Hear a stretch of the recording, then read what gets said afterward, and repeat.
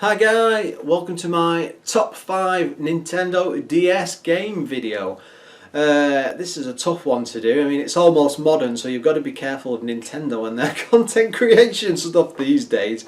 But it was a tough choice. I mean, the DS was a very popular system.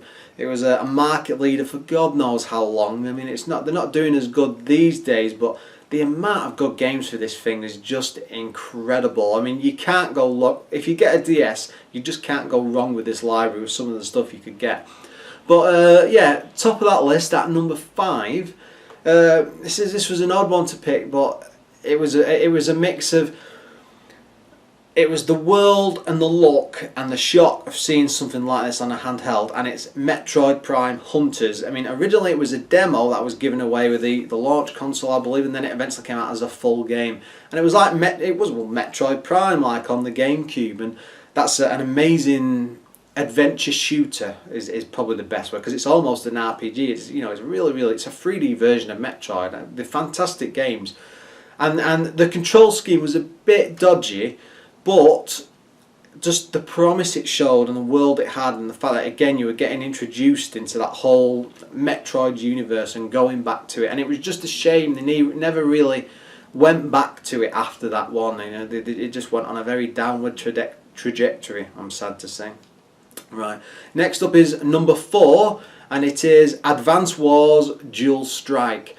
Now, Advance Wars is it's had a lot of games over the years, but the one that stood out to me for the DS was Dual Strike. I mean, it was absolutely the missions were fantastic, the humour and the story between the characters and the way it all stood out it was sublime, to put it simply. I would spend hours upon hours with that. I'm not entirely sure now thinking back, but I think there might have even been a possible multiplayer option with it. I might be wrong, that might be one of the later games, but for a DS game in the early days, the war and the strategy and the amount of hours you could lose just playing that, it was great fun. Go and check it out, you'll enjoy it. Alright, number 3, then again another odd one, and it is Trauma Center. Now, to me, this was basically a handheld operation. Remember that board game where you'd have to pull the bits of the body parts out without it making a noise? You had these very creative missions of cutting arteries and doing operations and saving people's lives and then shocking them if they died and things like that. And the fact that you were using a touchscreen and looking on the screen, you had heart rate monitors and you had to monitor them, and it was a very intense. It always reminded me of the WarioWare games in a way, because it was that style of mini game, but you're operating on people. And as it went on, it got more and more difficult. But for an experience and to really show off what the DS could do with its whole touchscreen system, you can't go wrong with Trauma Center. And it still holds up well to this day. It's still well worth playing. Number 2, and I suppose this is going to be in everybody's list. It has to be Mario Kart DS. What can you say about it? It included a big chunk of the classic SNES tracks, which I'm always a huge fan of. It was a lot of fun to play. I lost a lot of hours. I used to take this into work all the time and play. I played it to death everywhere. Now, you could go a bit crazy with the whole power slide thing, I believe, and took it a bit too far, but for a Mario Kart game on a handheld, it just hit the sweet spot. It was just perfect. The racing mechanics were spot on. The tracks were great. It was a lot of fun, a lot of enjoyment. So yeah, if you want a Mario Kart game in a retro sense, either go back for the SNES one or go for the DS one. A lot of fun.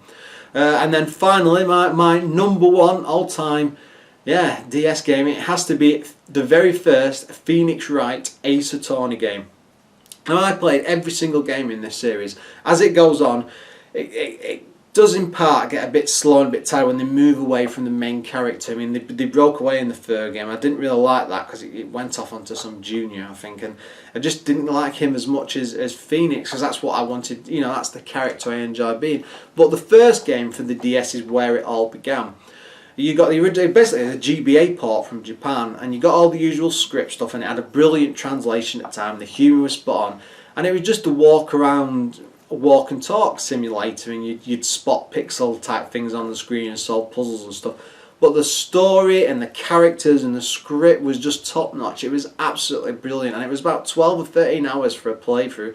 And you know, I've done it once or twice since. It's one of them titles I always have a couple of them stashed on the shelf because I like dipping in and out of them. But the very first one got it so well and so right. They did add an extra case on at the end, which was a bit of a strange one because they were trying to use the features of because they knew it was a GBA port, so they made this extra mission and they improved the graphics a bit more and made it more 3D style and used a lot more features like blowing on the screen and scraping things off with the pen. And it's what a touchscreen game should have been. I can remember people saying it at the time, but when it came to the second, they never did anything like it again. And even in the later series, they never got that creative. They never got that special, and it was a shame. It really was a shame. But as a package, as a whole, that's probably the best DS game I've ever played. Again, it's down to personal preference. I'm sure you've got different ones, but that's what appeals to me. Anyway, guys, post in the comments below. I'm interested to hear, because like I said, the DS is a massive, massive library, and you've probably all got about 50 games that are all ahead of the ones I've picked, so post below. Thanks for watching, guys. Please look forward to another video soon.